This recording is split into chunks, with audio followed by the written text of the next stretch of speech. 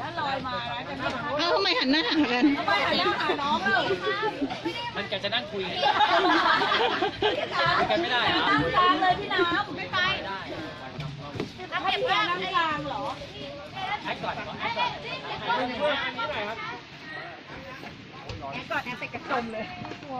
ถ่ายเจ๊ด้วยลูกไม้ อ๋อละละ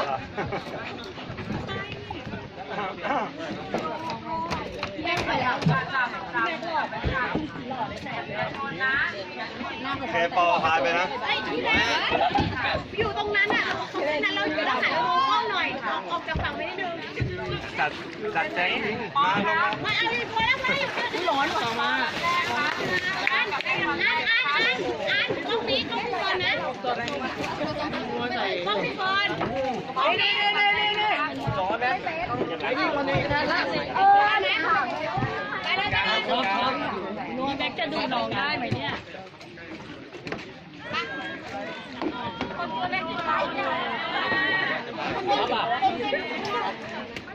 แม่เหมือนโลกอะไรอ่ะเอาช้าๆลอยๆก็ได้ค่ะ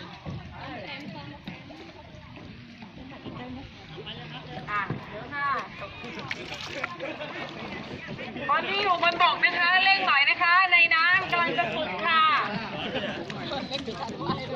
บนบกเร็วๆหน่อยนะคะ ในน้ำกำลังจะสุกแล้วนะคะ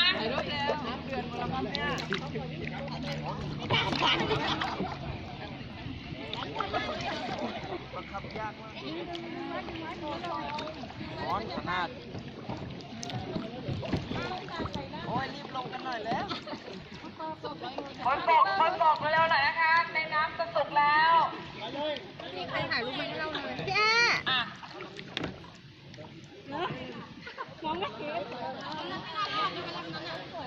ไปค่ะพี่ปอพี่แม็กนำค่ะคนอื่นตามพี่ปอพี่แม็กค่ะ ตามค่ะตามน้องโอ้สวยมาก สำหรับคลองนี้นะคะมีชื่อว่าคลองเจ้าค่ะคลองเจ้านี้นะคะก็จะเป็นคลองที่เป็นน้ำปล่อยนะคะเป็นการที่น้ำทะเล ต้องเร็วมากเนอะ น้ำตกด้านบนของคลองเจ้าได้มาไหลรวมตัวกันนะคะแล้วก็ด้านซ้ายมือของทุกท่านนะคะเกิดหันหน้าไปอีกหนึ่งฝั่งก็จะเป็นฝั่งเดียวแล้วก็บรรยากาศเดียวกับเมื่อคืนนะคะเมื่อคืนจะเป็นไนท์โบสถ์ เจอเยอะ แต่ตอนนี้จะเป็นเดย์โหมดแต่ใครรู้สึกร้อนให้คนที่บ้านอยู่บ้านก็เราจะบอกค่ะไม่เคยทำใช่ค่ะรู้สึกว่าหนาวพยายามทานให้ติดกับปากโครงการนะคะจะได้ไม่ร้อนมากจะเป็นโล่งๆอย่างที่ชอบกันหน่อยนะคะ ๆดีๆนะสองสาว